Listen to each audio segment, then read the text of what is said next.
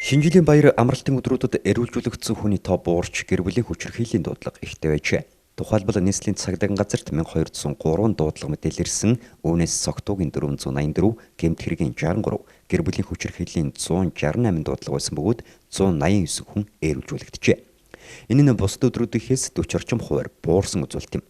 Харин зам тээврийн ословарын хувьд 1 хүн амьнасаа алдаж, 2 хүн гэмтэж, 39 согтуу жолооч саатуулагдсан байна. Түүнчлэн онцгой байдлын албаны хувьд 16 дуудлага хүлээж авсан. Үүний нэг нь Баянгол дүүргийн 3 дугаар хорооны байрны гадна 4 автомашин галж чадсан хэрэг байлаа. 37 хэрэгнийг бол утаачлалтын бүсээс гаргаж 220 сая төгрөгийн өмч хөрөнгийг бол хамгаалж ажилласан мэдээлэлтэй байна.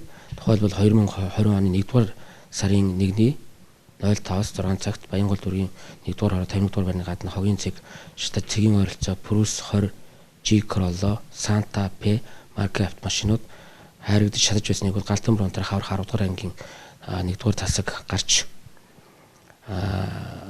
ээлжийн бүрэлдэхүүн шуурхай ажиллаж унтраасан байна.